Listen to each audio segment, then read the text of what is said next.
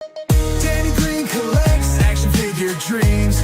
Every video a gem, so it seems. Plastic heroes lined up in rows. Come along, watch how the collection grows.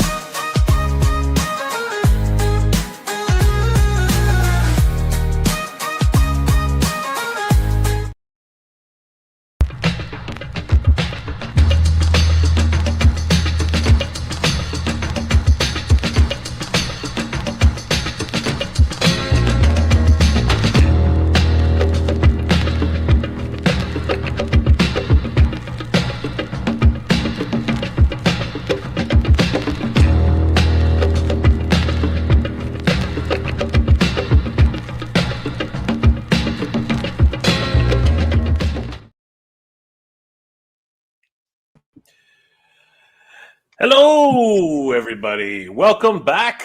This is the Action Figure Comic Con coming to you live from Toronto, Canada. We all say Toronto, even though I'm not in Toronto. He's not in Toronto. None of us are actually in Toronto. But nobody else knows. Nobody else knows where Toronto is. Nobody else knows. You don't know Aurora. You don't know Hamilton.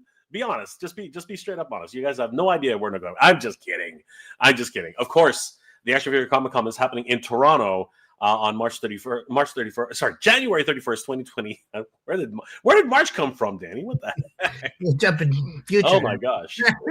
I don't know what's going on. January 31st, 2026. Holy crap, Danny. We are 10 days away from Action Figure Comic Con. Can you freaking believe this? 10 freaking days away. Oh my goodness. Yes. You were at the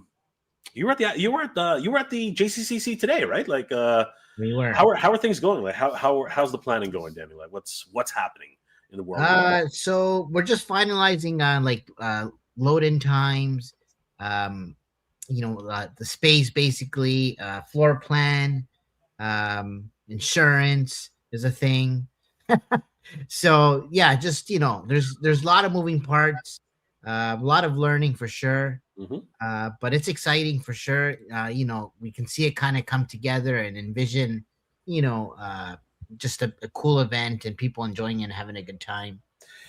The reality is this is the very first of its kind Action Figure Comic Con. Now, a lot of people have been Comic Cons, a lot of people have been to toy conventions, but a convention which is literally focused on action figures and comics, I don't think it's actually been done in this kind of format. And this is the brainchild, of course, my good friend Danny Green. We've been working very, very hard. Danny, actually, what are we talking about? Danny has been working extremely hard at this. I don't think have you gotten any sleep lately, Danny? I think that you have literally been. I've been awake for like 3 months. I'm not even joking. He goes to work. He does stuff for Action Figure Comic Con, and literally, we're supposed to have a meeting, and he passes out. And you know what? I don't blame him for that. I don't blame him for that. The man has been absolutely going bonkers on this. This is definitely Danny's baby. It's all for the action figures. It is for the action figures, yes. But it is a comic convention for sure, nonetheless. Yeah. And we are very excited that we have a lot of comic creators coming to the event as well, Danny. It's a huge mash of creative talent between diorama makers, between customizers, between builders and creators of all kind. And tonight, Danny, we're actually very, very, humble to be joined by 3 such creators who are going to be showcasing their work at the Action Figure Comic Con. You got it. And I am very, very excited for these individuals to be joining us. Guys, please help us welcome very good friends now for Action Figure Comic Con. First, we'll be introducing Scott Brian Woods to the stage. What's going on, Scott? Not too much. How are you guys doing? I love that shirt, man. That shirt speaks to me, brother. That is nice. The House of Gray. That is so cool, man. Like, seriously. And today that's really a great shirt for today, for sure. We're going to talk a little bit about that. But Scott, why don't you tell us a little bit about your experience and what you think about Action Figure Comic Con? Action Figure Comic Con is awesome. Like, just the idea, it for sure. As soon as I heard about it, I thought I wanted to be part of it. It blends everything that I love, action figures and comics. So Yeah, right.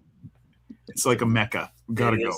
It's gonna be a mecca, man. I'm loving your studio, dude. Like that is crazy. You got some Frazetta over there. You got like I see some what's it called, Mark Taylor. Yep. So many great, like, oh man, you even got some that Batman print over there on the other side.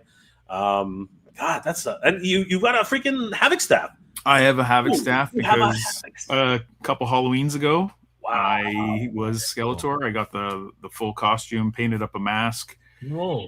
and yeah, for I believe like $15. That's dollar store stuff right there. That's Kidding me. Is that right? Yep. It looks pretty damn good, man. Like seriously, It's I like gotta find out what Halloween. those are. The Halloween skull was just like decoration, and then the cone part is like a noisemaker. Like it's just like a big horn that you bring to the hockey game or whatever, and a broomstick. That's freaking awesome. That is sweet, man. And of course, you got some MOTU at the top there. I see your figures. I think those are vintage. Original, yeah, you got the original Cat there. and He-Man, dude. That you Got are some new ones. so good, man. I That's- even have this guy right here. My daughter has no has been way. crocheting, and she Oh, crocheted this for my birthday, and it is awesome, one of a kind. that's so cool. Yeah, It's like She ripped Sock Boy. It's like Sock Boy He-Man. yeah. He's got the power now. That's awesome. He does have the power. But today we have the power. And of course, we have a lot of other wonderful guests joining us tonight. Let's bring in Jeff. What's going on, Jeff? McClinchey? Not too much. Just happy to be here. Thanks. What's going on, brother? Good to see you. Tell us a little bit about yourself, and of course, what your thoughts are on attending Action Figure Comic Con 2026. Yeah. I make comics with both Scott Brian Woods and Scott Wojcik that we're going to meet in a few minutes. But when it comes to the con, I'm super happy about it. But I will say almost the opposite thing of Scott said, in that my wife, this is her worst nightmare. Me going someplace that's concentrated on spending money on toys and comics. So, yeah, I'm loving it though. That's freaking awesome. And you're an illustrator then? And Yeah, well, I do a little bit of everything. So I illustrate, I write. I'm not as big of a fan of coloring. I've learned over time, but yeah. So with Scott Brian Woods here, we work on a title called Black Helm Saga, and it's the story of the last Viking warrior that stands between darkness and the last remnants of humanity after Ragnarok. And a lot of it takes inspiration from obviously MOTU, but also some old school cartoons like Hercules and Thundar and all that. And That's cover one. There's cover one right there. Oh, nice. Yeah, so I write that. Scott draws it. Oh, cool. And yeah, and then but I also do draw. So we'll probably find out about that a little bit from Scott Wojcik. And you guys have an Instagram page, the Black Helm Saga. Awesome stuff. Obviously, it says right there, Scott Woods and Jeff McClinchey. That's all right. Creators of Black Helm Saga. So guys, definitely head over to Black Helm Saga. Give these guys a like and a follow. I love the artwork. I love the direction. It seems like it's almost like like you said, Master Universe meets Thor meets the whole idea, and it's really, really cool. It's Saturday morning cartoons. Like that's basically Nice. that was the aim, was Yeah. capture Saturday morning cartoons and just that old school vibe. Man, I love it. Knowing we can sell some copies that someone can take one out Saturday morning, eat some Lucky Charms, and read through is perfect. That's all we're asking So for. cool. Yeah, definitely. I love the art style. I love the direction. And I'm into Norse stuff. I really love Norse gods and the whole mythos behind it. So this is definitely up my alley. And of course, Master Universe, man. Like barbarians. The ancient times. It's so great. And so let's bring in the last member tonight. I think he's part of your team, right? So, guys, let's bring in the second Scott, the idea guru, Wojcik. What's going on, Mr. Wojcik? How are you tonight? Not too bad. How's it going, guys? Oh. Not too bad, brother. I love the Jays outfit, man. I cried when I knew that.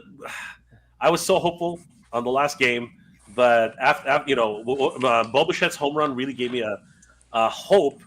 But then everything just fell apart. It was just a sad game. It really was. And so my wife and I, we hadn't bought Christmas gifts for each other. And today we went out and I'm like, I want a Blue Jays jersey.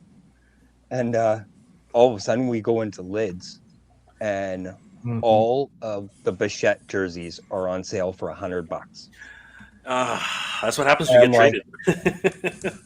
You know what? I'm like, Bichette was Bichette. The guy was amazing. He is. I mean, he left. There was no issues between him and front office, and the guy was a legend when he played. So I got myself a Bichette jersey. Yeah, the memories. People are still wearing. People are still wearing Bautista jerseys. You know what I mean? Yeah. People again. There'll always be Jays, no matter which way they go, right? At the end of the day. So I love the baby blue. It's great, great color. And so talk to us a little bit about your involvement with this project, and of course your thoughts about Action Figure Comic-Con. Yeah, I didn't even know about it until Jeff told me about Action Figure Comic-Con, and I was like, oh my god, let me know if we can get in. So yeah, I'm totally all for this. And of course, like the guys say, all action figures and comics, They go hand in hand, man. Yeah, too much money there. But I'm excited. Yeah, excited to see everybody. I know that there's quite a few people going. There's quite a few people that I haven't met yet. So I'm excited for that. I was looking through the list of people you've announced, and I was following them on Instagram just to see what they do and that, because that's, sometimes you get inspiration from other people in the grading. So as for myself, I'm a writer. Jeff McClinchey and I create Probed and Loaded, which is like a slapstick humor, kind of a mix of Army of Darkness meets Duke Nukem. I mean, the name says it all, I think. So, and we're working on issue 2 right now. Incredible. So Danny and I can hear you, Scott. Scott, Mr. Woods, and Jeff, can you hear Scott? Yeah, he sounds good. He sounds really soft. I can't hear Mr. Wojcik at all. But it's really fun watching him. He's very animated. Can you check maybe your audio's on the left or right channel? I don't know. That might be a thing. He said a lot about you, Jeff. A lot. I hope only good. Only good things. Only good things. Yeah, I'll play around with this here. Yeah, Scott, you're fine on our end, and obviously Mr. Woods Woods can hear you. So yeah, Mr. Wojcik is okay. I think we're all right. Just gonna have to pretend that he can hear whatever. Yeah, exactly. Yeah. All right. So before we really get deep into the woods, and of course, I want to learn more about your comic, guys. I really do. I think obviously I'm very much into Norse mythology. But I'll ask a couple of questions first before then. Are you guys video game players? Do you guys play PS5 at all or anything like that anymore? I used to play games religiously, but now I'm sort of like weaning right off. It's hard for me now. I think for me, I still have my PS4 and I play that with my kids. My gaming has, my games of choice have changed. It used to be like, all the Battlefronts and all the, all those games, like playing with everybody online. And now it's Minecraft, a lot of Minecraft. Exactly. Minecraft Dungeon, and Fall Guys, just like simple games. That's what I'm playing with my kids right now, and it's a lot of fun. Yeah. The reason I don't play video games anymore is because I've concentrated on drawing comics more. That's crazy. Mr. Wojcik, what about you? Do you still play games, or is it pretty much? Oh yeah. Actually, my boys got me. Can you hear me, Jeff? I can totally hear you now. Yeah, there we go. Okay. My boys got me into playing Fortnite with them. So we play it right after school. They get home and we sit down and play like an hour or so. But actually, just in the last week, I jumped back into Fallout 76. Oh wow. I played a little bit at the beginning when it first came out, and I didn't really like it. But I've been told that it's like absolutely amazing now. So lots of bug fixes and stuff like that. And then I think just last week I heard that Fallout 3 is actually being remastered and dropped. I want to say February 4th. It's like the day after the season finale of Fallout That would make sense. coming out. That would make sense. So I'm like super stoked for that one. And Jeff, do you play games at all? Or? I used to pretty religiously, but since I got pulled into this world of comics, I just don't seem to have time anymore. I think the only real thing that I play now is Transformers Earth Wars on my phone, or I watch my daughter play Roblox. But just recently, when there was a sale in the PS5 store or the PlayStation store, I picked up Star Wars Outlaws. So I'm looking forward to trying to jump into it. Hoping it'll be decent. Nice. So I have to ask you guys. So obviously, gaming has changed for you guys quite a bit. But have any of you guys actually or watched or maybe played with your kids God of War Ragnarok or God of War or the two Ragnarok games? Have you guys seen them or have you watched? I've seen them. Let's play. I've seen them. I've watched videos, but haven't played. Yeah. I played like the original God of War ones, but that was it.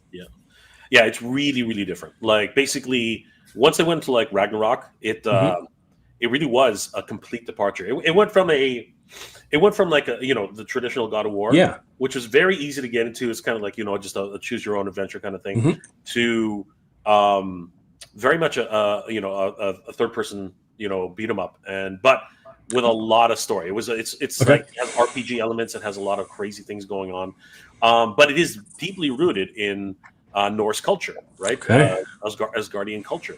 The idea of Yggdrasil and the Nine Realms, right? So it's fascinating. Really digging deep into that game and that narrative. So I was curious if you guys had seen it or maybe you knew anything about it. Not the newer one. One game that I have still played a little bit is Conan Exiles. I still play on that one. So that's like a big open world. Love Conan, man. And like there's some Norse mythology stuff in there. If you go north and you fight but when you set it on the hard settings and stuff like that, it's brutal. Oh man, it's so cool though. The fact that one thing about your group especially, sword and sorcery, and of course Norse mythology. Barbarians, living in kind of like the Hyborian age, right? So I'm very obviously I'm a huge fan of Conan the Barbarian and anything barbarian in nature. And today was a huge day for Masters of the Universe fans. The first teaser trailer, and I do mean teaser trailer, dropped for Masters of the Universe for the theatrical release in June 5th of 2026. This is absolutely bonkers. Obviously, Mr. Woods, you have a huge affinity towards Masters of the Universe. I mean, that's rather obvious. Yes, but I'm curious what Scott and Jeff's experience are with He-Man and the Masters of the Universe. Scott, are you a MOTU fan at all? Or? I watched it when I was a kid, and I distinctly remember it. I remember the intro and everything, but after that, I didn't really stick to it. I did watch the first season that Kevin Smith had done. Yep. But I never jumped back into the second season. The second season, in my opinion, is better. It really fleshes out many of the characters, and it's a bit more of a but because it's accelerated, it's actually a shortened season, so it goes fast. It goes really, really fast, but that helps to keep the pacing really, really upbeat. And I would suggest if you are inclined at all, definitely watch the second season. I think it's really good. I found that first season. I found that first season should have been a second season. Do you know what I mean? I know it because of the slower pacing and the just what they did with it. I thought the first season should have just been a sort of a rehash of like what He-Man was in the 80s, like that. Sure. Make him the main character way more, and just just go episode by episode, having a hit, just a fight scene with each villain that he would have seen over the course of the original series, and then the next season make it what season 1 was, and that I think would have overall been I think that just would have, because you would have pulled everybody in, and you wouldn't have had any animosity and all that sort of stuff. I think it was a good season. I think it just would have been a better second season. That was my take on it. I think I know where you're coming from. Yeah, but you know what? It's one of these things where they had to. I think the real problem, in my opinion, is that they decided to continue from the original filmation, and basically they had to reintroduce characters and reacclimate people into it, right? Because so many people had forgotten already. So, but yeah, no, I do understand what you're saying. Like the hero's journey should have been more on the second season. I see what you're saying. So, just sort of refamiliarize yourself, and instead of shoehorning anything else in, like, you have a good story, Sure. and then instead of trying to add the other elements in, but still, it's nice to see after however many years the show keeps coming back, like in some form or another. It's still you cannot put it down. It's going to keep coming. I still want a third. So, yeah, Jeff. Obviously, you enjoyed it. Yeah, I enjoyed it. I'm excited about this new movie. Funny enough, I also teach, and I was talking to a couple of my students today, and I'm really hoping, because next year, 2027, that's year 40 for the original movie. So I'm really hoping Origins brings out some figures, because we haven't seen Blade or any of them yet. So, but actually, they did release. Oh, they did? They did release some Masterverse editions. So, yes, the Masterverse ones. Yeah, they did release the Masterverse edition. Yeah, but it would be amazing if they did release, because again, if they're going to finish off Origins, they still have to finish. They still have to do Blade. They still have to do Gwildor. They still have to do Zarad. They still have to do a few more. And it would be great if they brought in Tila, Man at Arms. Definitely. And I know people are not going to be. I know this is not a popular opinion, but I want Kevin and I want Julie. You know what I mean? But we have to have. If there's anyone that we have to get Lubick. Lubick has to be created. He is Mr. Strickland. Yeah. And he is the epitome of Mr. Strickland. He has to be made. Yeah, I can't believe I've ever thought about that, but no, That's that a fresh definitely take. has to come out. Oh no! You know what? James Tolkien is he's the same. He's like Samuel L. Jackson. He's the same character that he played all the time. It doesn't matter, but they just cast him so well for the specific roles that he's so good at. You know what I mean? Whether he's a admiral on an aircraft character bossing around Tom Cruise, or he's a teacher, giving tardy slips to students, or he's a freaking cop. You know what I mean? Just taking on the worst villains of the galaxy. You know what I mean? He's a great character actor in that sense. Like, seriously. But I wanted to take a moment and actually, take a look at the Master Universe trailer that we got today, which was freaking amazing, and see what you guys thought about the trailer itself, react a little bit to it. But before we get to that, there's a bunch of people in the chat. Huge shout out to everybody. Thank you guys for hanging out with us today. It's always a pleasure hanging out with you guys for Action Figure Comic Con. Of course, Danny Green Collects and myself, Mega J Retro. Guys, please don't forget to follow everybody here. We'll have links to. We'll be checking a look at all of their social media pages in a little bit, but definitely follow everybody here when you can. Ethereum Wasabi, what's going on, brother? How are you doing tonight? Always good to see you. The Mythic Dolphin is in the house. What's going on, Mythic Dolphin? Video Power Gaming. God, that takes me back. Good evening, my friends. Good evening, Video Power Gaming. Wasabi, what's going on? How you doing? Mehe, Illustrations Rare. Hello, good to see you. Mythic Dolphin, looking forward to the MOTU trailer. Oh my God, it's going to be epic. It's going to be freaking crazy. Like, if the teaser was today and the trailer is tomorrow, this is going to be ridiculous. The Real Skeletor, 10 days away, baby. That's right. We're only 10 days away from Action Figure Comic Con. Mehe, I can't wait. I just have a few things I'm anxious about. All right, we're gearing up. Yo, Josie, yo, Mega Man and Danny. What up, man? Good to see you, brother. The Real Skeletor, Mega J. Saw your video from earlier. I want to watch the MOTU movie with you guys, bro. Let's do it, man. Let's find out when the first day is here in Canada. and let's make it happen, bro.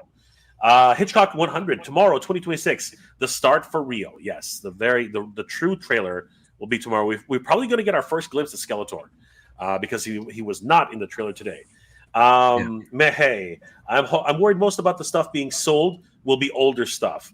No, they're like usually at toy conventions. There's going to be old and new, a mix of old and new. So I don't think you're going to be. It's going to be a lot of imports. Absolutely.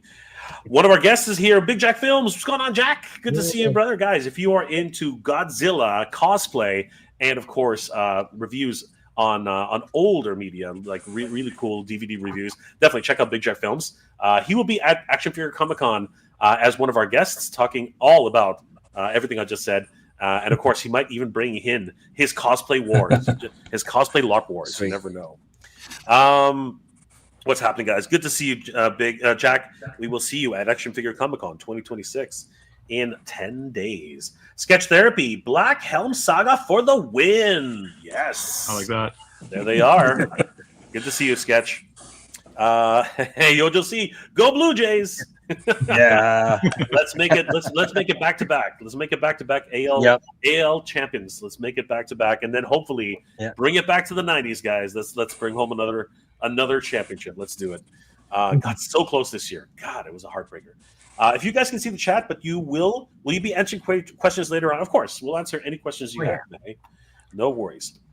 Big Jack is looking forward to being a guest at Action Figure Comic-Con. Dude, we are looking forward to having you as a guest. The Real Skeletor. Danny, my bro, are you still sending mass emails with more details on the vendors, etc.? When do you think you will send it out? I think by Monday we're going to have loading times and all that set up. So sweet. Yeah. So, guys, keep an eye out on your emails. All the details for vendors are going to be sent out probably next week, if not earlier. Jordan from Canada, AFCC is quickly approaching. Thank you all for the contributions to this great event. Thank you, Jordan. Really appreciate it. Jordan's been a huge supporter of the event, of course, as well as the Real Skeletor. Thank you so much. But hey, I know it wasn't the other question was directed at, but I'm a big. Oh, you're a gamer. I got you. Yeah, there's a lot of pay to play options. So definitely, I know where you're going from. But it's the way of the world these days. From murderous psychopaths to loving father. Yes. What are they calling him? Dad of War. that's what Kratos is called now. He is the dad of war. But yes. Hey, you know what? It can happen, right? It can happen. Mythic Dolphin. I'm a Celtic Viking descendant, according to 23. Oh, God. That is awesome. That is awesome. And truly is part of your character, Mythic Dolphin. Good to see you. Ethereal Wasabi, third, yes. Mehey, I want Bandai to keep cooking with the SH Figure Arts in the One Piece line. With the new Netflix series coming and everything about it, I'm pretty sure that more and more figures are going to come out. Amateur Hour, what's going on, my friend? Amizi, what's going on, Amizi? Another wonderful supporter, wonderful cosplayer, and she will be at the Action Figure Comic-Con. We are excited to see Amizi at the show. Thank you so much for your support, Amizi. Ethereal Wasabi, you sent another trailer on Insta. What's up with that one? Sorry. I sent you another trailer on Insta. What's up with that one? Let's go. We'll take a look at that a little later, brother. Saturday Morning Fan. Rotan flying towards the Grayskull shot was pretty neat in the teaser for a teaser. You know what? We're going to talk about that coming up in a second. Bloody Henya Z, sort of a MOTU fan. I know. If you know, you know. That's right, brother. I know what you're saying. Good to see you. Yojo C, Leto was my favorite Joker. Let's go Skeletor. He did an okay skill. It was just a really weird skill.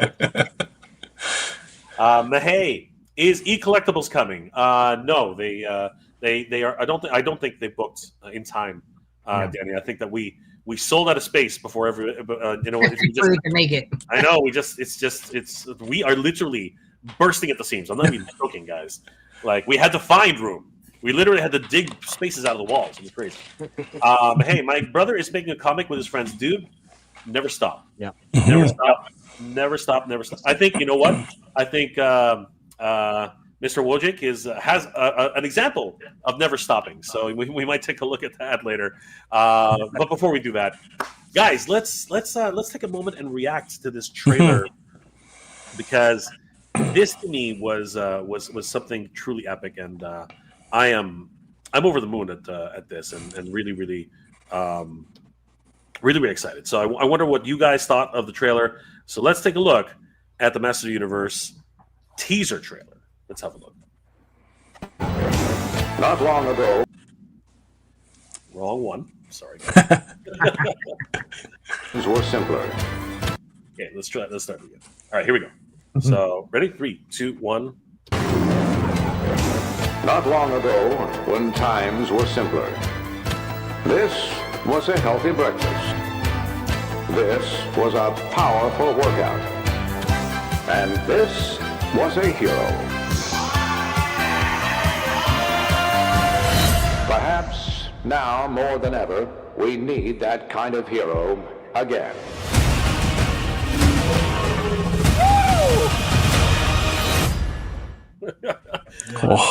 Blink and you'll miss it though, man. Holy crap. Like that was truly a teaser trailer. They jammed a lot in there. Yeah, they jammed a crap ton. they But really did. I love the way they started it off. I mean, Yeah. this was Like I've got goosebumps. Like, this was just so much fun. Yeah. First of all, the Filmation soundtrack. That really got to me. Yeah. Hearing the Filmation soundtrack in the background and seeing all these crazy. This one though, what did you think about the serial, guys? Like that was just a tongue-in-cheek jab at all of us as kids. Silly rabbit. Those tricks are for me. Oh my gosh!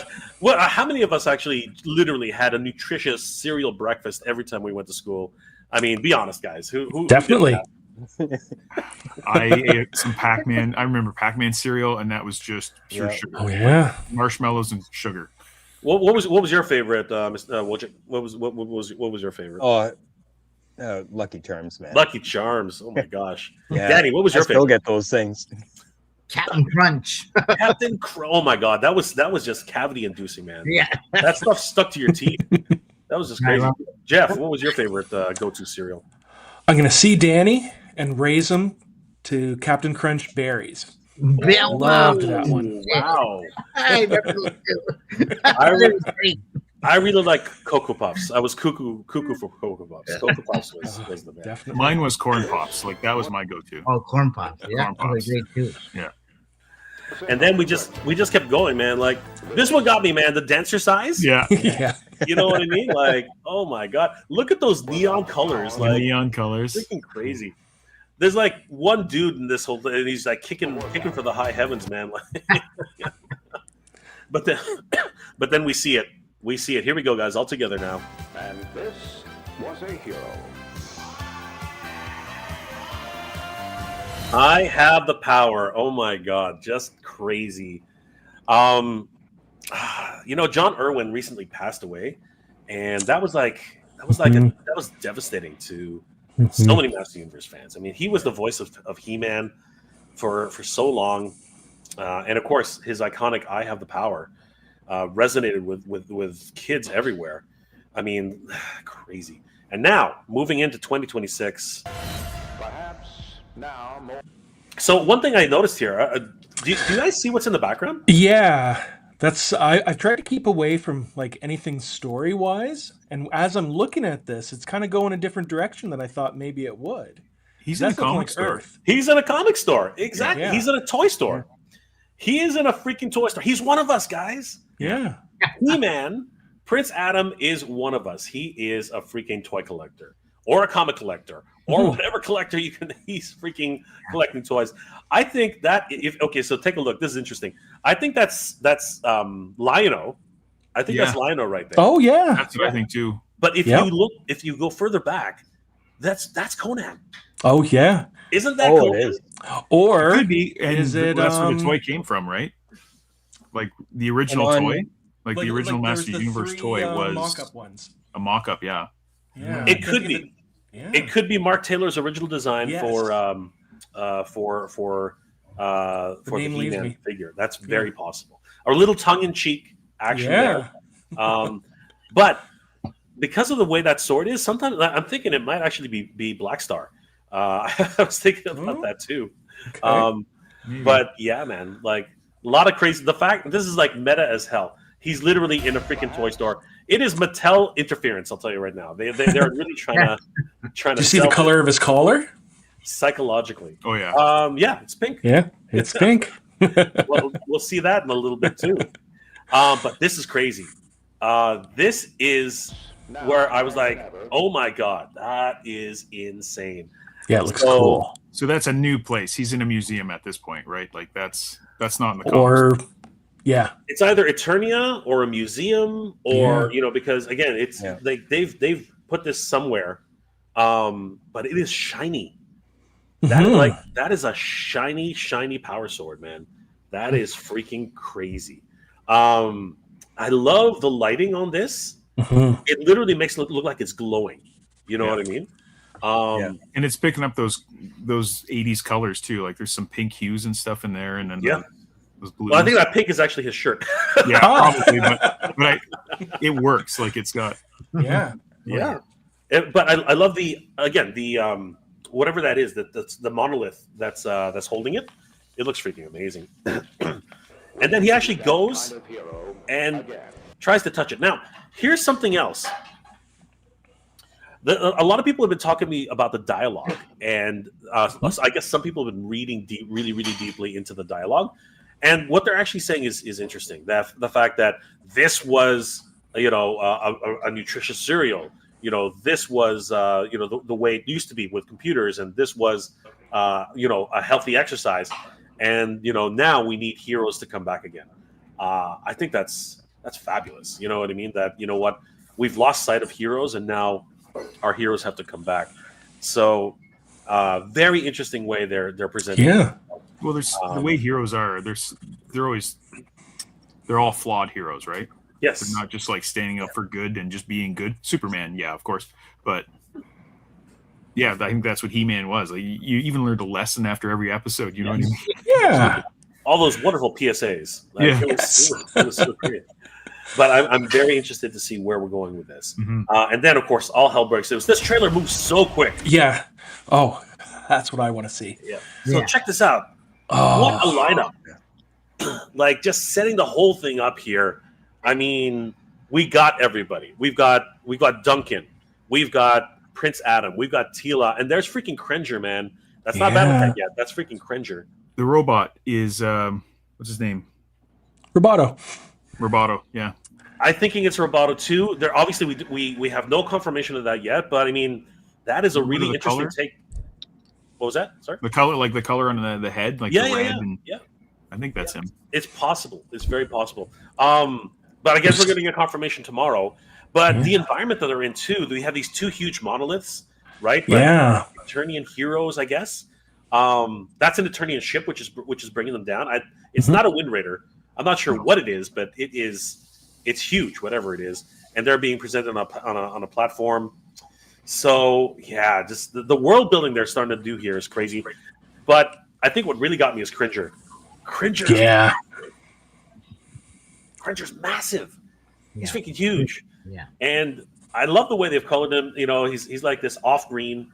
But he's got like a yellow belly. It's a white belly. Sorry, it's awesome to see him there. Oh my god, it looks great. This is gonna be crazy. But I love the fact that Idris Elba is wearing the full regalia for a man at arms. That is like so cool. It's hard to make out what he has in his hand. It's either his mace or it is a blaster. It's one of those two. So very, very cool to see all of these elements coming together. But like I said, blink and you'll miss it. So. Now there's another one. So, like I said, look at this. There it is. You guys see it? Castle freaking Grayskull, right there. Yeah. And then what was that? The piece that's in the foreground here. This one. Some people are saying that it is a tower from Eternia. Some people are saying there was the big play set. What was the name of that big play set? Eternia. Yeah, that's what I think that is. Yeah, a lot of people are saying it could be Eternia. Some people are saying it's a flying ship that Skeletor has created so that he's attacking on his ship. That, to me, is a Roton.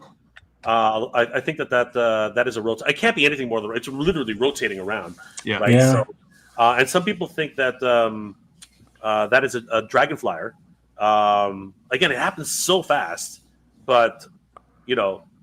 right now we're seeing a lot of Eternia. There's statues on this, whatever this thing is. There's statues on it. That's a horse, right there, which is right in the foreground there, right. And here we have Idris Elba, the Man at Arms.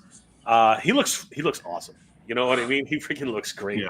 He looks like a nomad who's been, outlaw, kind of, like surviving on his own. I love the nappy hair. He has not slept. He has not showered in day. He hasn't showered in weeks. He's a rebel.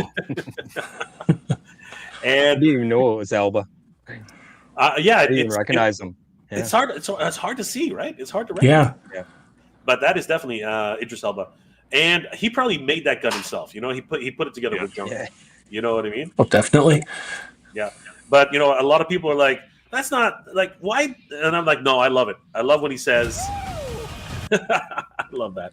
But this is crazy.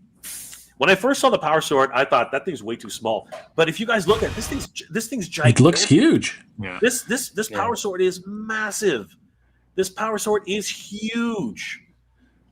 I did not realize how big it was until he actually held it in his hands like this. And here he's probably, I don't know where he is. It might be Grayskull. It might be Snake Mountain. We don't really know where he is. But he's about to call, it looks like he's about to call down the power of Grayskull. So, man, this is crazy. This is absolutely nuts. But the thoughts, guys. What are your thoughts about this trailer? What does it bring to mind? Are you guys hopeful? Are you guys skeptical? What do you guys think? Oh, I'm hopeful. Definitely hopeful. Very hopeful. Yeah.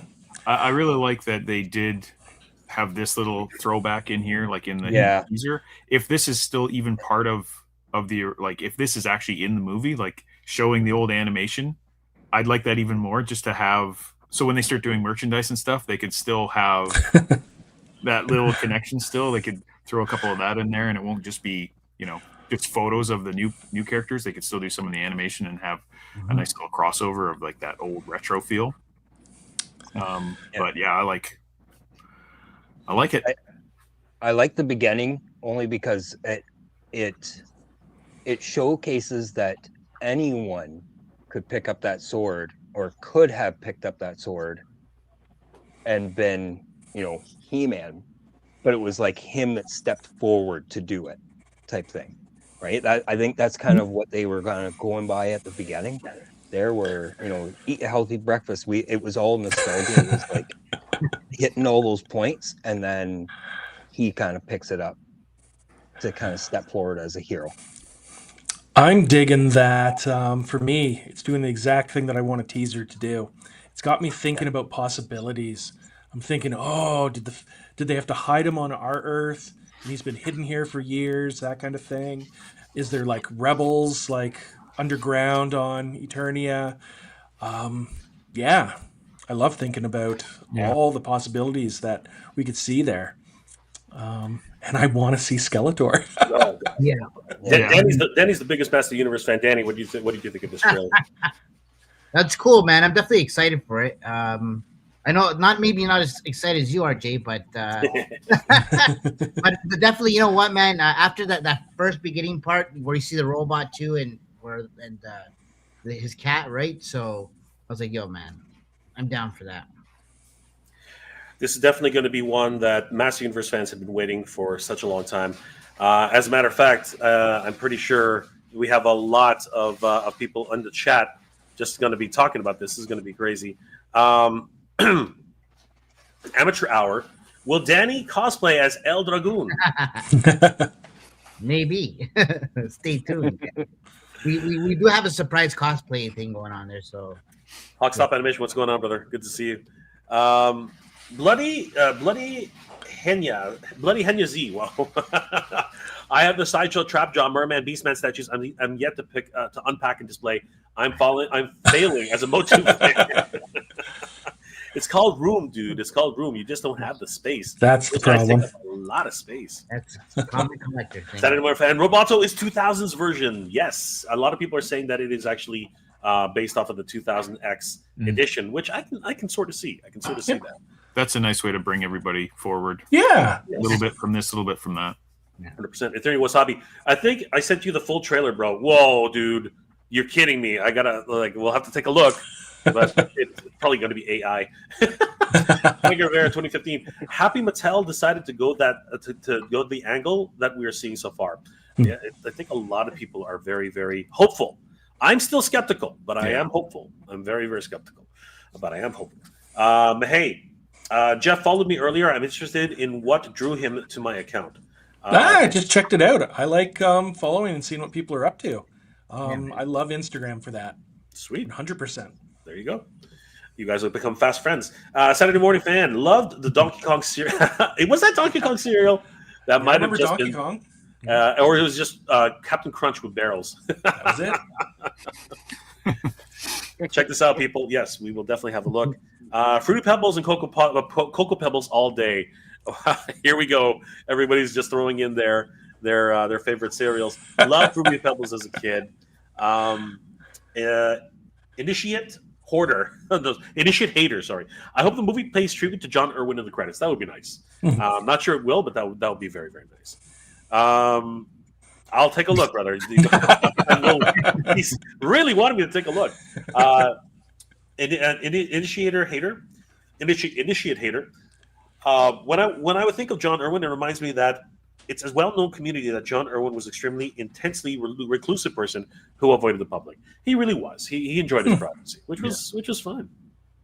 So anyway, fan, that's X-Men action figure in the that's true. Oh. That could be. I was thinking Colossus actually. I was actually thinking it might have been Colossus.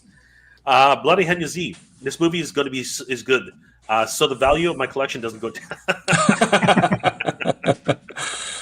Oh my god! That's his retirement plan. So. Yeah, that's right. You have a bunch of collectors in the chat, man. This is crazy. Hawkstop Animation Studios. I wish I could make a cartoon to sell toys or make a video game with graphics that inspired the Nintendo Entertainment System. Brother, somebody did a great set of animations based on Zelda, and they look pretty damn good. So you should definitely.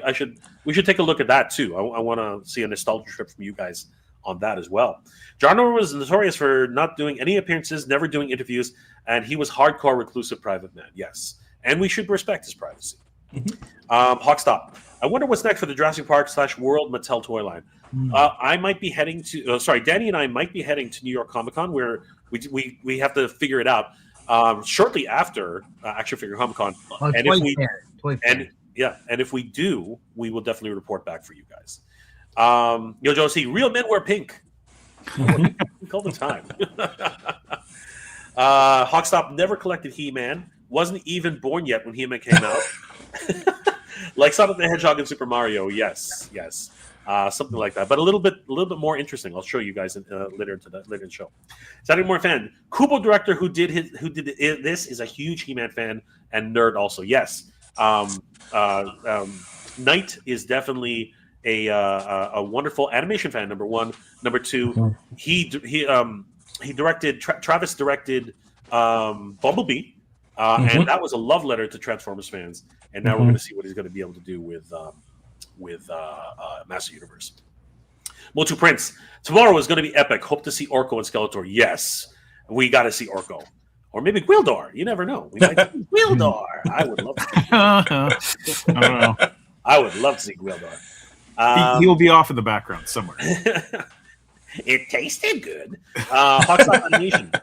How old is the He-Man franchise? He-Man is coming up to 44 years old now. It is a storied. Crazy. Is it 81 that it first? Yes. The toys actually came out in 1982. Because Black Star was the failed version. Well, Black Star was Galoob. So Black Star was a Filmation property, which I think Galoob took on, and that was like 1970. I think that was like 1979, which was Black Star, right? Just before the 80s. And then after that was Master Universe. Yeah, and then they picked up on that, and they definitely pieces from that for sure. It just exploded, right? Yeah. And Arnold Schwarzenegger swears that they stole his likeness, but but hey, not necessarily on topic. But with He-Man, my Spawn is my favorite comic character. Dude, that's fine. Yeah, that's awesome. Love Spawn. Spawn is great. MOTU Prince. Hawkstop Animation, 400 years old, 40 years old. Well, actually 44, coming up to 44 now. coming up to 44. Wow. Roboto is voiced by Kristen Wiig. Yes, I remember. Roboto is actually voiced by Kristen Wiig this time around. So it's going to be interesting to see how Roboto plays out. Yojo C, where's Gwildor? I want to know that too. I really want to know where is Gwildor. She-Ra will be 41 this year, correct? She-Ra's 41st anniversary is 2026. Initiator Hater. He came out either 1981 or 1982. It was around, like, it was at the tail end of the 81, but it's pretty much 82. So yeah, he's coming up, and he's coming up the age, guys. But hey, I just got the new Elite Edition Spawn figure, dude. That thing's sick. Oh, nice. That thing is freaking awesome. Yes, 40 to 44 years old, correct. All right, guys, and Saturday Morning Fan, still no Orko, not yet, but we'll find out tomorrow. MOTU Prince, green rocks in the background equals Grayskull entrance shot. It's going to be an epic moment. I hope so, man. It's going to be great. And Hawkstop Animation, I bet the creator of Master Universe would be proud. There are many creators, so it's it's definitely still within the Mattel mythos. Hitchcock 100. The last scene seems to be Castle Grayskull Gates. Yes, I believe so. Anybody else we haven't said hi to? Bloody Henya. If you could have a MOTU character cameo, who would it be? I think they're going to squeeze as many cameos in this as possible. But if I had to make a preference, I would definitely like to see. For me, it would have to be Ratlor. But the problem is he's a Snake Man, and because of that, I don't think they're going to get to the Snake Man in this movie. So I would love to see He was my favorite toy. Ratlor was one of my favorite toys. I just loved his neck springing out and nearly blinding me as a kid. It was freaking awesome. How about you guys? Who would you guys like to see making the appearance in? My boy is Trapjaw. Oh, I want to see Trapjaw. He's got to be there. And have him like put on different attachments. Oh, that'd be so cool. So good. That'd be so cool. Woods, what about you? I have two thoughts on that. One, Fisto. Oh, Fisto, yeah. He's awesome. And I'd like to see. I don't know who's playing like Randor, King Randor. Yep. Do we know who that is? Because if we didn't, I would have loved to see Dolph Lundgren. A lot of people were hoping that he would have been King Grayskull. Oh yeah, that's cool too. Yeah.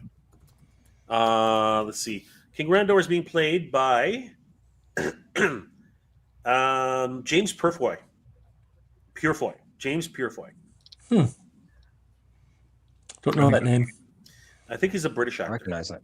Yeah, I think he's a British actor. Yeah. Okay, so Omizi. The only Master Universe stuff I know is the Netflix She-Ra show, which was a great show. That was a wonderful show for the time. It was amazing. And oh yes, Granimir. Sorry, I forgot. Wojcik, what about you? What character would you like to see? Trapjaw for sure. I remember having that toy when I was a kid. Yeah, both Trapjaw and Randor have been announced, so you guys. You guys are good. Yeah. What about Cobra Khan? Again, I don't think they're going to get to the Snake Man in this round. I really don't think so. That was my first villain that I had, so he was cool because he got the spray feature. Yeah, he got the spray. It was great. It was so much fun. Dislodge Stinkor. I think he does appear. I think he actually is in the show. And nobody wants to have anything to do with him. Absolutely. Initiator Hater. I hope Merman appears, even if it's just a cameo. That would be awesome. I think he does. I think the main villains have to show up. Saturday Morning Fan. Dolph Lundgren said he's in the movie. Yes. Oh, brilliant. Yes. We got to see what he is. Hitchcock 100. Judging by how cool Roboto looks, I'm eager to see Beastman and Skeletor. Beastman's going to be huge. That's what I'm hoping. He's going to be done in CGI. Yeah. He's going to be massive. Massive. Steve Buscemi as Granimir. That would be cool. That would be very, very cool. That would be very cool. Yeah. James Purefoy was Mark Anthony in Rome series Solomon Kane. Oh, okay. I've seen Solomon Kane. Okay. I got you. I know exactly who he is now. Mark Anthony? Yeah, he was awesome. He was awesome. Webstore is my fave. Yojo C. Yes, Webstore was pretty cool too. And Saturday Morning Fan. Johannes Hakur Johansson is playing Fisto. Yes. So Fisto has also been announced. Okay. That's really cool. Triclops. All right. So, guys, now that we've got our Master Universe fill, let's talk a little bit more about Action Figure Comic Con. And of course, I really want to learn more about. I really want to learn more about your book, your project, Black Helm Saga. How did it come about? What drew the three of you guys to come up with this project?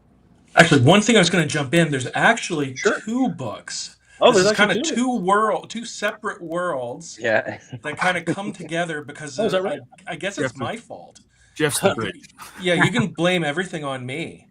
So I work on Black Helm Saga with Scott Brian Woods, but I also work on Probed and Loaded with Scott Wojcik. So there's actually 2 little worlds there.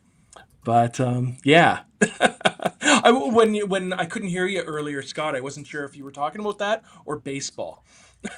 Oh yeah. Yeah, we did talk about Probed and Loaded. But yeah, but Scott, I talked already some about Black Helm. I don't know if I Well, missed some things. For Black Helm, how it started was basically I've been drawing that character for the last couple of years, and then going to comic conventions. And Jeff and I would Jeff would come along and be sitting at the table with me selling my other comics. And on one of the drives back from Fan Expo to London, where we live, I said, you should write this. You should. And I pitched, everything that I had been mulling over in my head, and then he wrote the first script, and so yeah, that's how it basically started. Yeah. So now we have the first issue out, and we're working on the second issue.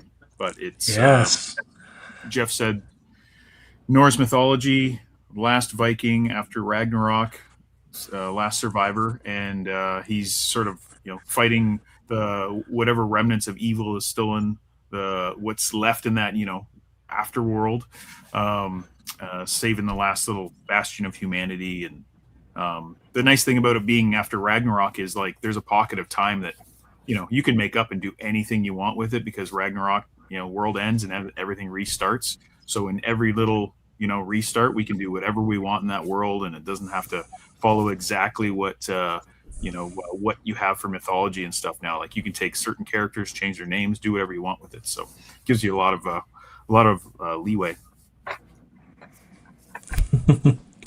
Yeah, and like we talked about earlier, one of our loves is old cartoons being episodic.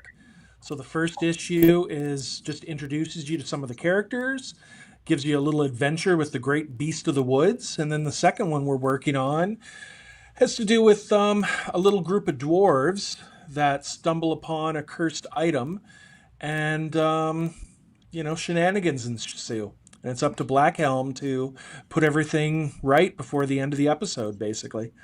I loved writing it, and I'm just excited to see what Mr. Woods puts together art-wise. It's going to be cool. Excellent. Mr. Wojcik, are you involved in this project, or is it just It's just them, but I do have to point out that I'm pretty sure that when Woods puts a helmet on, that's what he looks like. Yeah. During the pandemic, I let my beard go, and I did base some of it on that because I was getting the wings going on. So, yeah, that's awesome. If you jump back to my page, which I think is the one just there. If you go to the top, and the first one that's black and white, that will link you, I think, right to well, that's an image from so I drew that. That is our character Gunny from Probed and Loaded. And maybe actually I should leave this one for Scott to introduce, Scott Wojcik, because like I said, 2 different worlds. Let's let them kind of lead in. Yeah. So Probed and Loaded, the way it started was my son wanted to watch Army of Darkness. And in the middle of watching it, I literally stopped the movie and I said to Hayden, I'm like, I got an idea. I got to just grab my notebook and write it down. But essentially the idea is, what if a robust ex-Marine gets abducted by aliens, and what does he have to do to get off the ship? And he literally beats the shit out of these aliens. Sorry if I'm swearing. It's okay. For it. We're You're passionate. It's like Yeah. that with Action Figure Comic Con. It's all good. Yeah. And so writing, I literally wrote this book. I wrote the idea down into a notebook. The next morning I was up at like 5:30. I just couldn't stop thinking about it, and I think it was like 6:30 that night I had finished writing the first script for it. I was like, this is so much fun. Very slapstick humor, lots of old nostalgia movie quotes. Anyways, what I ended up doing, Andrew Thomas, who does lettering for my books and Kevin Smith and that, he gave me Scott Wood's name. He's like, I think you should reach out to Woodsy and see if he'd be interested. So I reached out to Scott, and I'm like, hey, can I send you a script and see if you're interested in it? And he's like, yeah, sure. So I sent it over to him. I'm guessing he read it, and he's like, you know what? I actually know someone that will do it justice. And so he gave me Jeff's name, and Jeff and I got talking, sent him the script, and he's like, I love this. Let's do it. And we jumped right in, and absolute blast working on it. Yeah, 100%. So yeah, Probed and Loaded, I draw, and Mr. Wojcik writes, and this one's a blast to draw. It allows me to scratch all of my science fiction and horror itches. So all through the book, I like to drop in Easter eggs. I'm going through it and putting things on the wall that you'd see in the background in Star Wars. I'm slipping in just little objects, interactions, all of that, which actually was perfect with Mr. Wojcik's writing, because you pull in lots of great famous quotes from some of these movies that we love. So it was kind of fun when you had given a copy to, oh my gosh, I can't think of his name right now, from the other podcast. Jay? Yeah. And you basically charged him with trying to find as many things as he can within it. Yeah. So yeah, I've had a lot of fun, because we did pitch it, and we heard back, and they're like, we like the book, but we want more. They're a company that wouldn't take on just a single issue. So I have, in the last couple months, I have written 8 more issues. Nice. And the hard part was because I was trying to pull away from, I wanted to do something a little bit different, because normally when I write, it's like 5-issue arcs, and I wanted to do something totally different, where kind of go back old school, where each issue is its own story. You can pick up a book at any time and just read it. And so we started, Jeff and I started chatting a little bit, and I said, what if I, because of the quotes that I was picking, what if I use old movies to do the same thing? And so the issue 2 is loosely based on Terminator. Issue 3 is Die Hard. Issue 4 is The Thing. And then we got like a double issue where it's like a lead up. It's Alien, but it's like 2 issues that leads up to this big ending. Well, and it's been perfect for me, because actually it's fun here looking at pictures I haven't looked at for a while. And I'm like, oh, I love drawing monsters. Like you give me the chance to draw some monsters. Actually, so that's a play off of that old cover. I was having fun there. Oh, nice. But under the arm was a little nod to also Ash from Army of Darkness. Mm-hmm. But yeah, even saw some toy stuff there. Oh, sorry? No, I was just like you said, Army of Yeah, I Darkness. was just checking out. So it's funny because it's been a while. Actually, that's one of my other loves. And actually, same thing with Scott Brian Woods. We both come from a graphic design background. So with that, for many corporate clients, we have spent years making logos and all that kind of stuff for, agencies in the area. So it's been really fun with comics getting to, create logos like this Probed and Loaded one. I love it. And Scott made the Black Helm logo. And you've made some other ones too. Yeah. Well, all my own. Oh, your own. I have other comics, so yeah. Yeah, What's and nice actually, about making it for yourself is you get to decide that works, and then you're going to use it instead of when clients come back and say, "Can you merge these 3 ideas together?" And absolutely. And actually, I forgot I created an alphabet for Probed and Loaded, which was also influenced by Scott Brian Woods, who created an alphabet for Black Helm. Or no, for Crash Daring, one of your other books. yeah.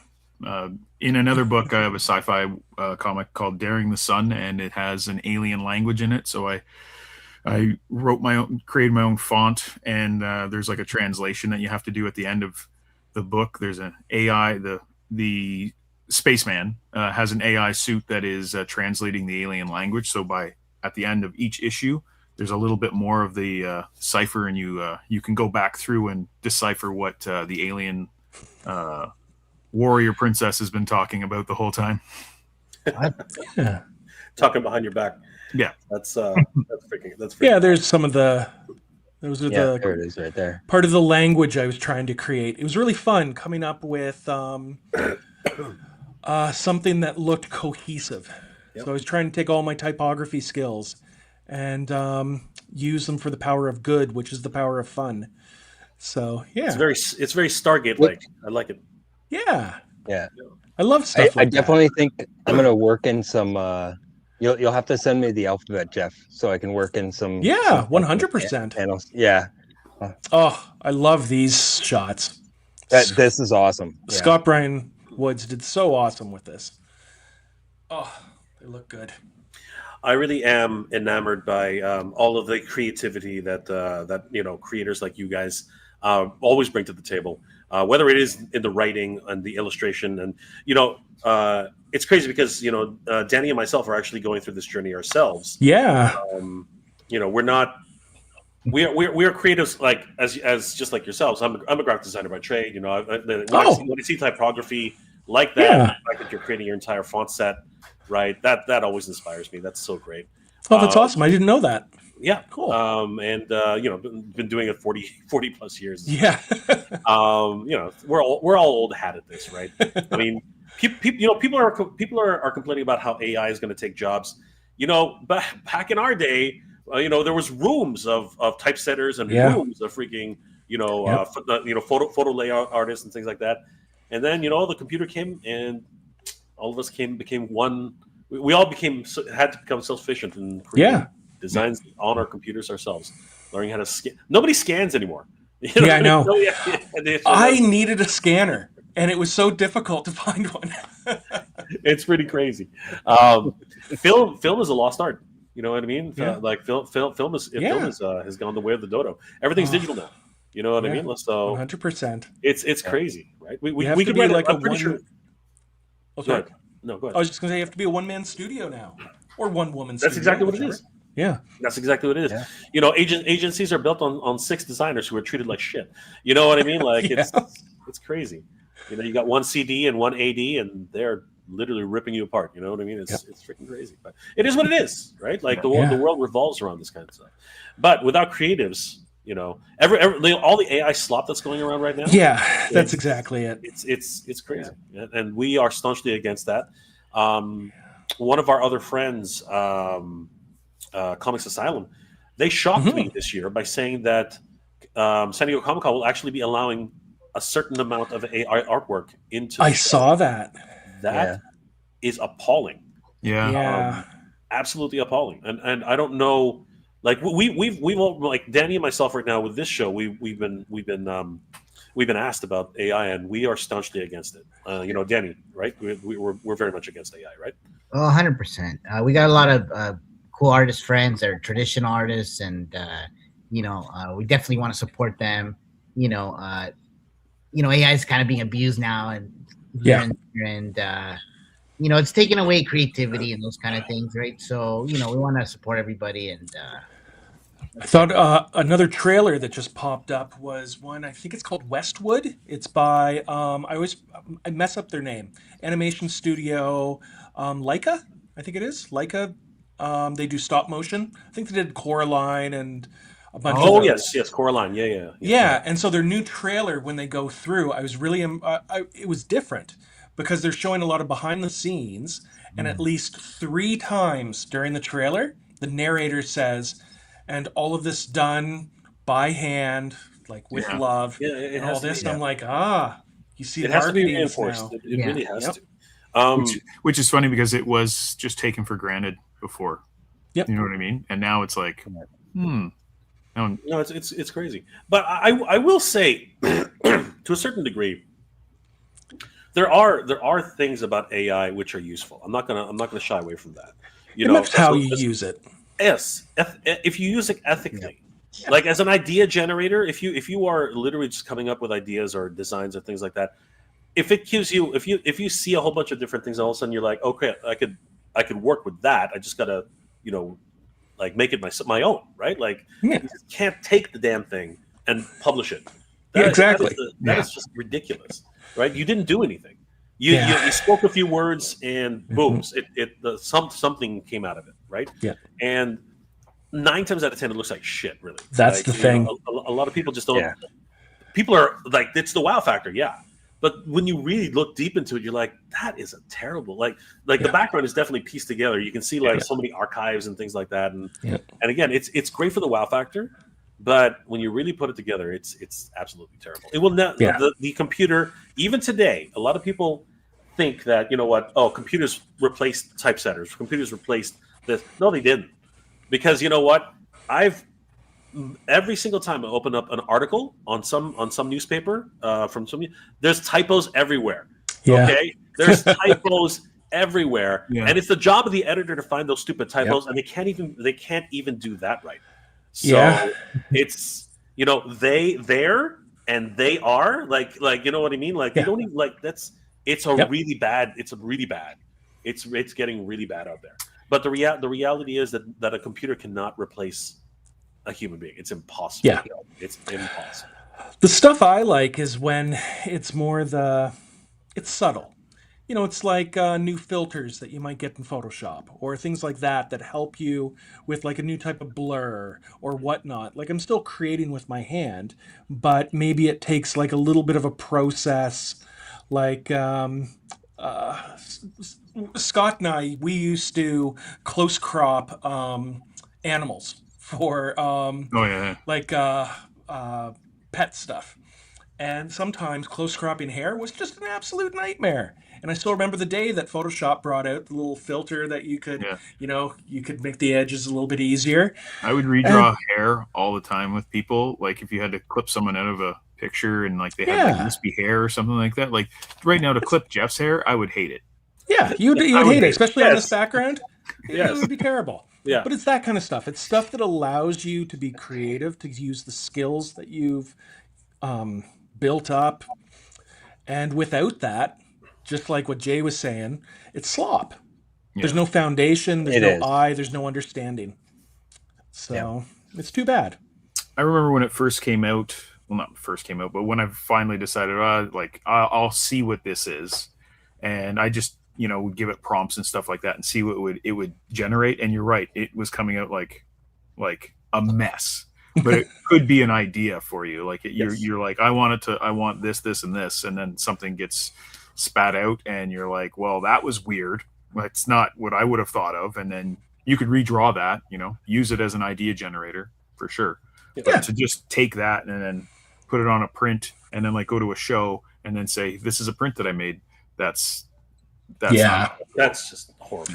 And it's weird not that I want to get all conspiracy minded or anything, but I know San Diego's got a lot of corporate sponsorship, and I know that there's a lot of companies that have a lot of money buried into AI.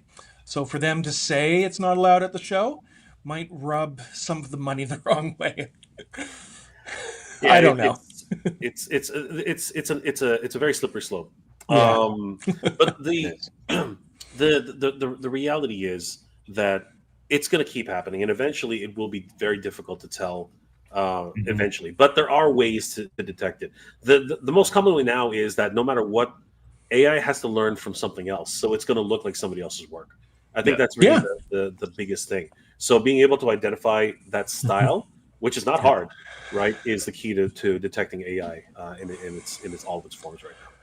Well, I feel like at shows, a lot of people have been really, for myself, over the past year, from the first show that I started selling stuff at until the end of the year, I saw original art becoming the biggest portion of my sales.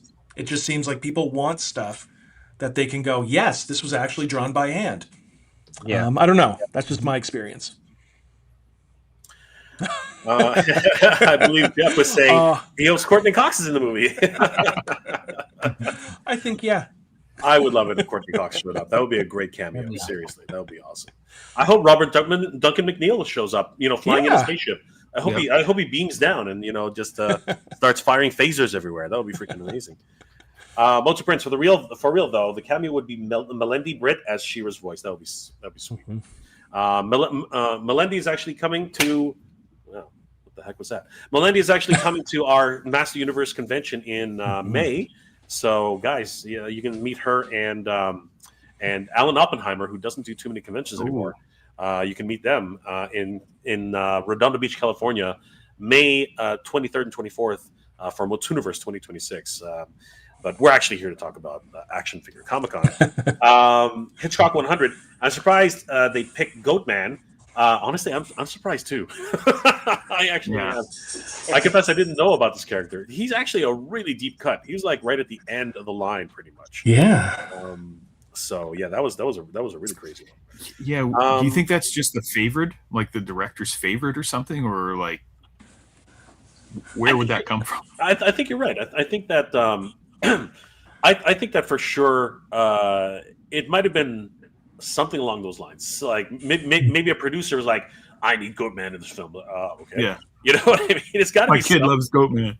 It's got to be some weird connection somewhere. It's got to be because Thor could play Beastman any day. Thor Hudson, Hathorn, he can easily play Beastman. So I don't know. I don't exactly know what happened there. Dislodge, London, Ontario represent. Yes, brother. Yes. Only a hop, skip, and a jump. Again, nobody knows where we are. Yeah. Nobody knows where we are. You just say Toronto because it's just that much easier. It's just easier. It's just so much easier. And London causes confusion. So Scott's wearing a Blue Jays outfit. He must be from Toronto. You know. I say Brantford though. People think Wayne Gretzky. So yeah, but the Canadians think Wayne Gretzky. Yeah.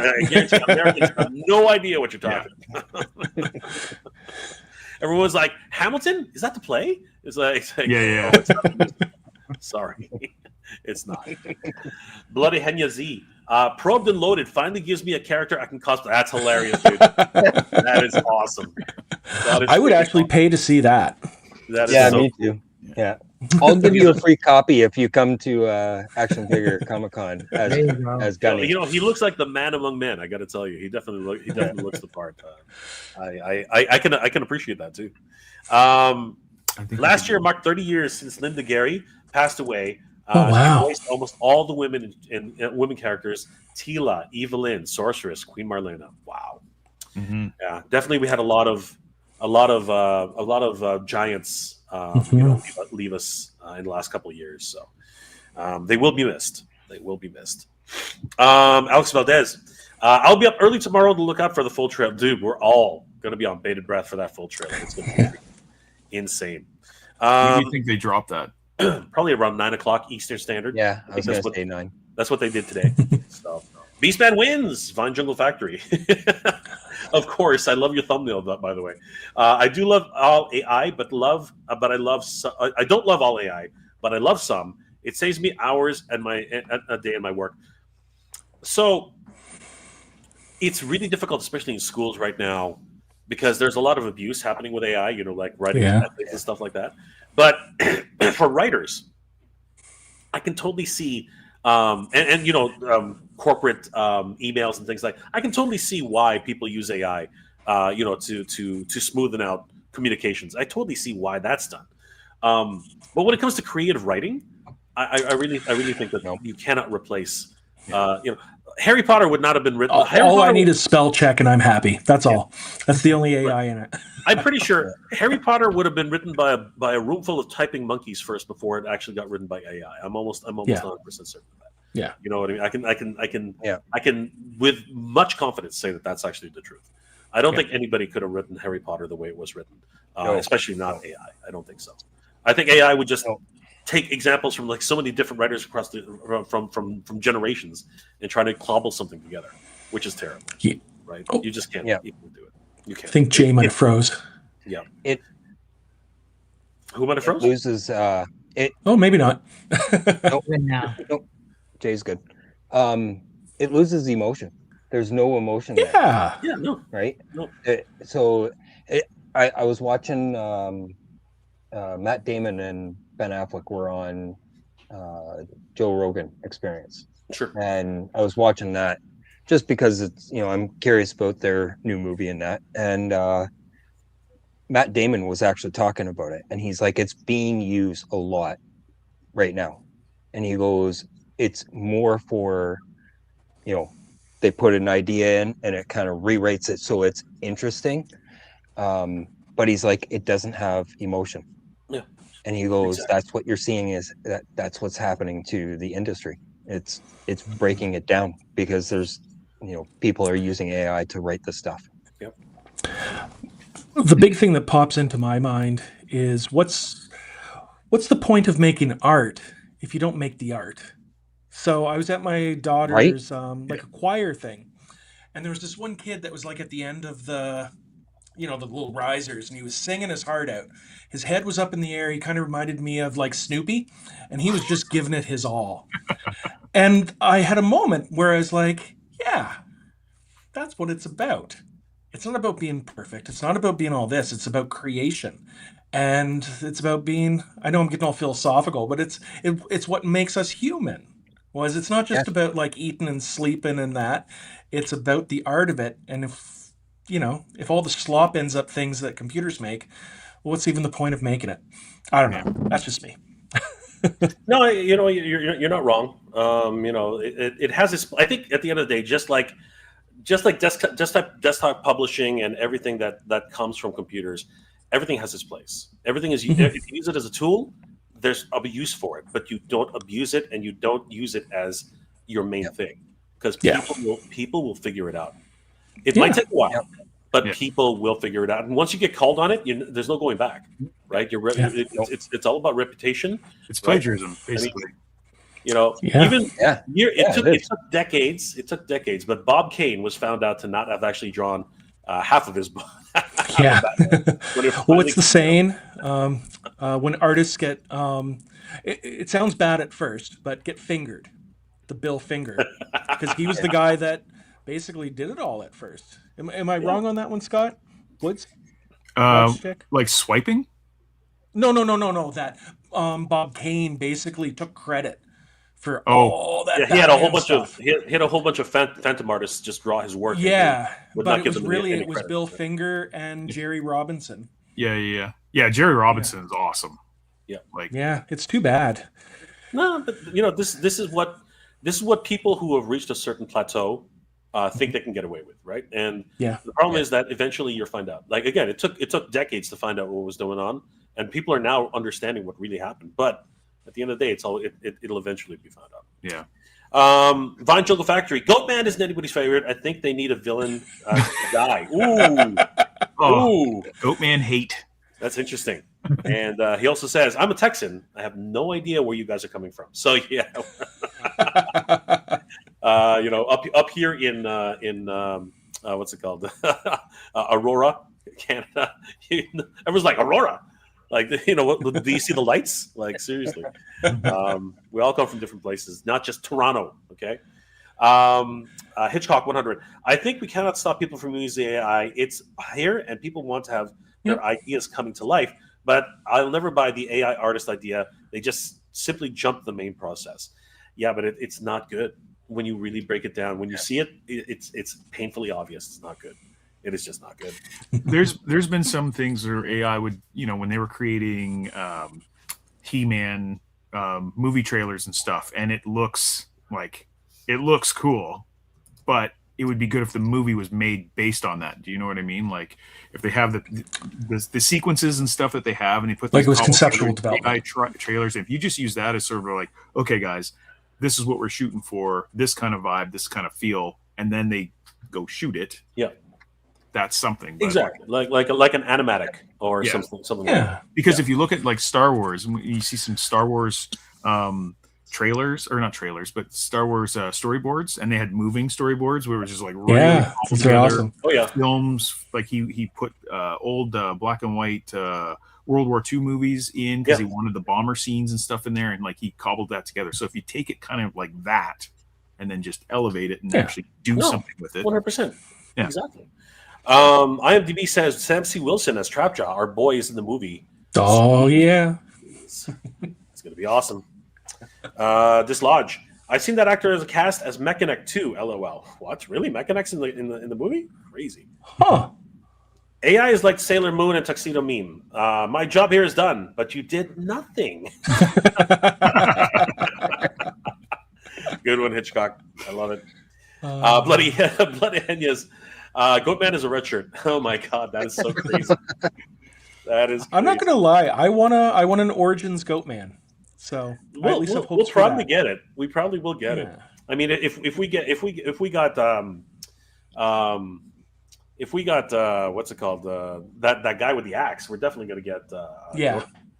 Is there Ram Man? I think Ram Man should be there. I don't know who it is, but I think Ram Man. Oh no, actually, I think Ram Man. He's a Asian actor. I'm not 100% sure, but he's stocky. He's stocky as hell. But yes, there's definitely gonna be Ram Man in the film. Saturday Morning Fan. Bob Kane swiped a Shadow story for his first Batman story, and DC said sorry after to Shadow creator. Oh my gosh, is that true? I don't know. That is insane. I've never heard that, but that is insane. If that much has been true, Yeah, it's a little late now. So, Ramen is in the movie also. Only one confirmed is Orko. Oh, the only one not confirmed is Orko. No voice cast for him yet. Wow. Oh. Wow. There he is. John Zhu Zhang is Ram Man. Wow. Oh, is he like the big tough guy that's in Train to Busan? I don't know if that means anything to you. I'm not sure. But Maybe. nevertheless, if it is, he's a really big, stocky guy. Like that's the one I know for a fact. That's for crazy. So guys, only in 10 days left to go. How are you guys preparing for Action Figure Comic Con? Like, what are you guys gearing up? Do you have prints coming in? Do you have books coming in? You guys obviously got banners and everything like that. Yeah. So how are you guys preparing for Action Figure Comic Con? For me, I will have comics, sci-fi comics, D&D based comics, the Black Helm comics, some superhero stuff, and then lots of prints. So I got a lot of He-Man, Thundar. Love it. Thundar! Oh my god. Force, Battle for Planets. Woo! Yeah. Rocket Robin. Oh god. Okay, so Woods, is your icon the Hercules ring? Bro, I love that, man. I was a huge fan of the Mighty Hercules. That was a limited print from Retro Kid. That is so cool. I drew that for them, and so Retro. I love that. Newt is just my absolute favorite. He's just such an annoying little brat. Part of the Black Helm stuff is like based on some He-Man Hercules. So like cool. It's got that each episode, like they're 5 minutes, right? They were 5-minute episodes, but everything all got sewed up in 5 minutes, and that's what I kind of wanted a comic to achieve. I always found it funny that they actually created the ring as a MacGuffin, because the real Hercules doesn't have a ring. You know what I mean? It's not like Man, who needs the power of a media. He doesn't need a medium to But then they use that going forward, right? Like that was Black Star had to use a sword. He-Man had to use a sword. Everybody. Like they, Yeah. and who was the other one? The Yes. Mighty Mightor. Oh, Mighty Mightor. Yeah, He yeah. had the club, Yeah. right? So like, Well, even Thundar. Thundar Oh had yeah, his because he Thundar had had the his power sword. lightsaber kind of thing. Yeah. yeah. So They were all following the same the same freaking playbook. It was crazy. Yeah. Right. And then that's one thing about I like to always say this about the Hercules series is the artist who created all that. His name was George Peed, Peed. I just think his name should be out there just because he did awesome work. Like he designed all that stuff. Absolutely. His brother was named William Pete, so he had changed his name, and he added the T and got rid of the D, and he went on to do all of the Disney. He was a Disney studio artist and did like Really? Cinderella, and Wow. he did all those sort of things. So those two guys, they should Awesome their name stuff. should be out there. Yeah. Scott, what are you doing to prepare for the event? Okay, so most of my stuff is already ready to go. Right now I'm just kind of doing a few little sketches here and there because I don't draw a whole lot, but when I do, I like sitting there and inking something while I'm chatting with the two gentlemen here. But I do have lots of books to have on my table. I've got 3 issues of Cereal Box Time Machine that I create with my kids. I got two issues of Monster of the Abyss that I also create with one of my kids. And Probed and Loaded with Jeff. I got my first published book out with Space Dump through Studio Comics. So I've got quite a bit of stuff. I've got some original artwork that I'll have sitting there for sale. And the nice thing is with me working with the amount of guys, Andrew Thomas does all the lettering for all my books. So, and I know Andrew's going to be there, so you can, you pick up a copy of the books, you can take it over. Andrew will sign them. Awesome. Same with Eric Alsbury. Eric will be there. He's the artist for Monster of the Abyss. And you can get him to sign it. I believe Peyton Atkinson is coming and sitting with Eric. Yeah. She did the color work on issue 2 of Monster of the Abyss. Nice. So you can get her to sign it. So there will be lots of stuff. I do have package deals for Cereal Box. The first 3 issues you can get them for $20 instead of $30 for the 3. Really want to get those into kids' hands. I think kids really enjoy that, and it kind of inspires them a little bit. And it's always nice when they come back and say, "Hey, thanks for those books. Are awesome." Whatever it is, right? That's awesome. So that's great. Yeah. And Jeff, what are you doing for this show? Very similar to these guys. I'll have Black Helm and Probed and Loaded there. I'll be bringing a lot of original art and prints. I'm going to have some fun stickers with Ewoks and Star Wars characters and all that fun stuff on there. This weekend, just to kind of prep for the show, I think I'm going to do a bunch of toy-related comic sketch covers. Get some of those. Nice. But actually, one of the main things I want to do is I love encouraging kids to draw and make their stories. So I'm just hoping there'll be a lot of that. So I want to cut up a bunch of, nice little sheets like we've done in the past, and just be able to do like some little free sketches for the kiddies and that kind of stuff. And hopefully, if we get a little bit more grassroots going on with comic books, it'll just bloom and everyone will be reading comic books again like they did when we were kids. It'd be cool. That's my dream. That would be the bomb. I think that would be an incredible something to shoot for real.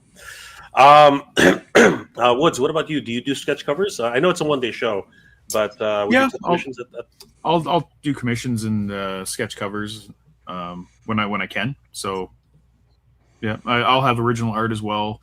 That's part of the problem for me is I always bring too much stuff. Like my table always seems to get overwhelmed with, like, I have 3 portfolios of prints that you can go through, and then there's another one of portfolio, like of art, and then there's still some comics on the table, and I've got stickers and card sets that I've made. Yeah, it's too much stuff. It's never too much stuff. What are we talking about? That never happens. It's never too much stuff. I got a question, I think, for Danny, real quick. Is that you at the beginning of your little stinger at the beginning, coloring on the van? No, so that's actually you ever heard of Toronto Collective on Dundas? They're a kind of graffiti Okay, yeah. collector type shop, right? And so no, it's not me. It's it's a collective of their sketch artists that are tagging that van. It's a van, and the idea there is one, to show off kind of a collaborative collective Mhm. of graffiti artists and different artists tagging the van, and then that van's gonna be displayed at the Action Figure Comic Con. Okay. It's actually going to be a part of a big toy diorama that's being built by a team of dio artists. Okay. Right? And the idea there is just to kind of showcase community, creativity, in the AFCC type community. Yeah. And then we might do some raffle or something for the van, and then kind of give that money to charity or something like that. Oh, that's awesome. It caught my attention. I was Yeah. just like, that's cool. And I love the size. It's a Woods 112. oh, sorry? Sorry, it's a 112, so you can actually fit your Joes Oh, and your legends that's in so there. great. Yeah, very cool. Yeah. Woods and I have a friend that does wonderful paintings. Little Nice. shout out to Jamie Jardine. And I was just like, oh, he needs to, Yeah. not graffiti, but he would be so great doing like Frazetta type stuff. Oh, wow. man. Oh, Yeah. I would buy those. That would be so cool.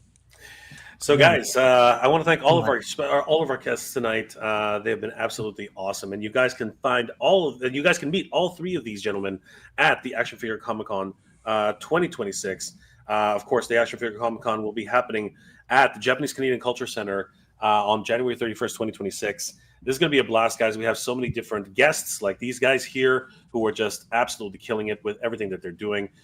We have some celebrities coming as well, including Sonic the Hedgehog actor Devin Mack, along with others. Tickets are on sale right now. You can actually pick them up at theactionfigurecomiccon.com. They are $5 off right now until the event. So, guys, be sure to take advantage of that. They're only $15 right now on theactionfigurecomiccon.com. And they get even cheaper. You can actually pick up 2 tickets for only $25. That'll be $40 at the door. So don't miss out on being able to pick up a couple of tickets for Action Figure Comic Con 2026. And we still have, I can't believe we still have these, but there actually are a few Grail Hunter passes left. These are $30, but you get early access to the show and might even get a swag bag or 2. You guys can definitely pick that up. We will Danny and myself will be giving away tickets to Action Figure Comic Con in one of our future streams. Danny, where are we going to be able to? Where are people going to be able to pick? Actually, so we are going to be at on Saturday at Can Geek Compass Con, right? In Oakville, I believe, and so we're going to have a setup there where we'll be handing out tickets. Nice. And we're collectors, so we always have action figures we're selling and displaying. So we're gonna have some cool diorama setups, just things showcasing, kind of giving a little taste of what's gonna be at the event, right? And we're just highlighting action figures and the things we love. So yeah, I'll be there. nice, yeah. I'm table there. That'd be awesome, man. I know there's a bunch of people going to that event that will be at our event as well. Yeah. So it'd be cool, man. It'd be cool to see. It's like a pre-game, before the big game. So Yeah. Absolutely, guys. So we have a whole bunch of featured guests, including musical guest Chuck Lair. Guys, Nice. If everybody remembers Chuck Lair, Yeah. very excited to have him as a guest at Action Figure Comic Con. This will be your chance to meet him in person, and not in a concert like setting. So it's going to be great to be able to meet Chuck Lair at the Action Figure Comic Con. The TMT Collector, the largest TMT collection in the world, is actually in Hamilton, Ontario. Who would have thought? You guys have no idea where Hamilton, Ontario is. But yeah, he will be joining us and showcasing some of his favorite pieces from his collection. So definitely take the chance to meet the TMT Collector. And his good friend, Frederick B. Owens, one of the voice actors for TMT, who did Leatherhead, as well as a couple of different Triceratons. He was also a voice actor in One Piece. You definitely got to meet Frederick B. Owens at the Action Figure Comic-Con. I agree. Frederick is absolutely amazing. If you have a chance to get out and meet him, do it. Absolutely. There's a chance for you to meet him in person and listen to some of the stories he has about these great productions. And of course, we have another wonderfully talented individual working for representing Udon Comics, the great Joe Ng, illustrator from so many different productions. I believe he worked on Street Fighter, possibly. I think he also worked on Darkstalkers, a whole bunch of different Capcom-related products. So you would definitely want to meet Tricky Digits, Joe Ng, at the Action Figure Comic-Con. Ramen Toy, the van that we just talked about, produced by the Ramen Toy company. Ace will be there, and of course, probably help. He's going to see for the first time in hand that wonderful tagged van. So it's going to be a lot of fun seeing him there. And he is bringing just a plethora of interesting reveals to the show, including his new line of Gotchaman figures, G-Force. It's going to be awesome. He's going to be bringing the Eagle Shark 1, the G1 Eagle. It's brand new, has so many different gimmicks, lights and sound, and does actually transform. So this is incredible. I can tell. Yeah. You guys are gonna... My hands are getting sweaty. Jeff's excited too. So good thing you didn't lead with that. Anyone who grew up with Gotchaman, you guys are in for a treat.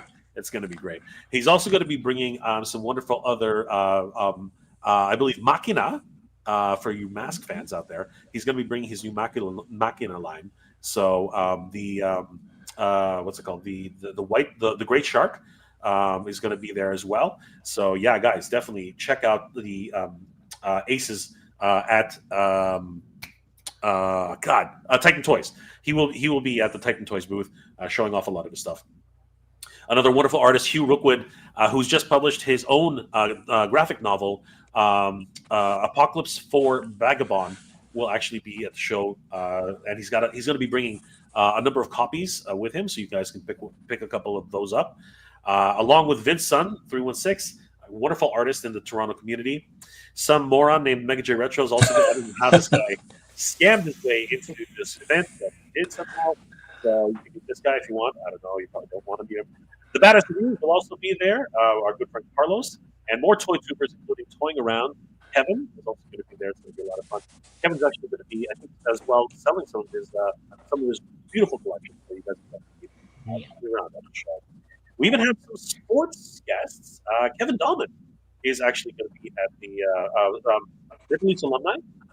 He actually will be at the show. He has a brand. What type of brand is it again? It's an apparel brand, right, Dan? Yeah, it's kind of more of a higher end apparel brand. It's called Rats Eating High Heels. It's kind of like a hockey / apparel. I'd put it, but they have a mascot too, and it's going to be at the event. He's also helping out his wife that's kind of going through some cancer treatment stuff. So wow. So they're using the brand to help with that treatment and that kind of thing. So definitely meet Kevin Dahlman and support his cause. Because obviously we all got to beat that cancer thing. He's a good guy, man. He's a good friend of ours. So that's great. He's coming out to support as well. So. Awesome. Happy to have him.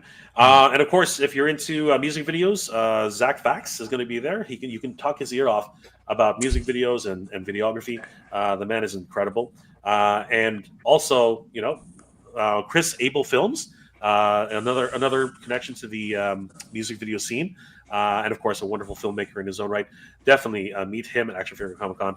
And if you are a Sonic the Hedgehog fan, that's right, guys.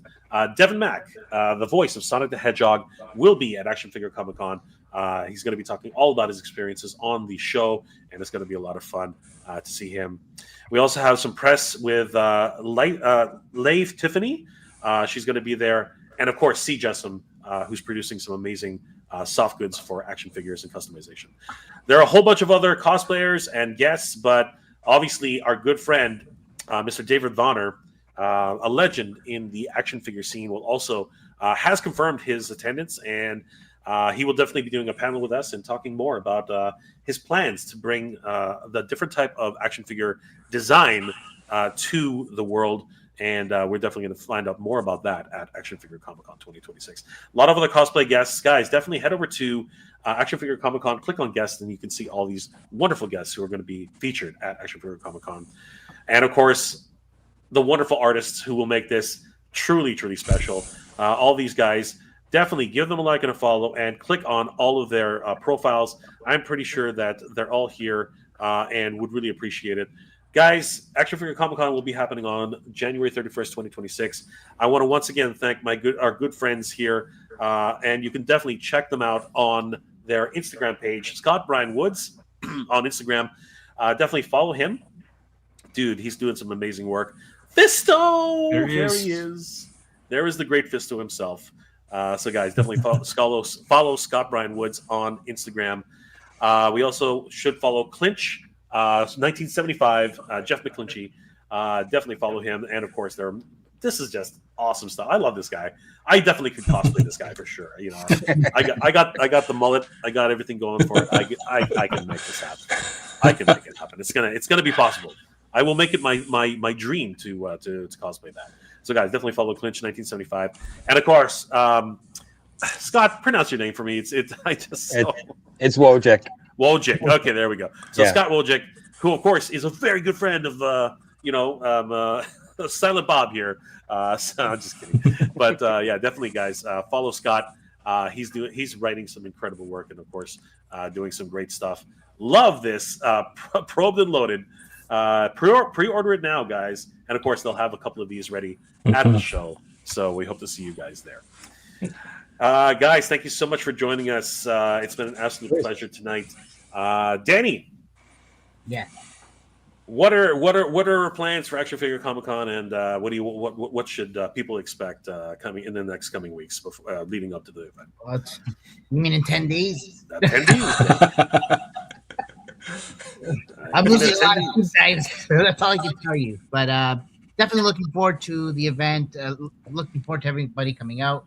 We're definitely gonna have like a cool artist alley, cosplay area. There's gonna be we have Toronto Ghostbusters are coming out, so they're gonna have some cool displays.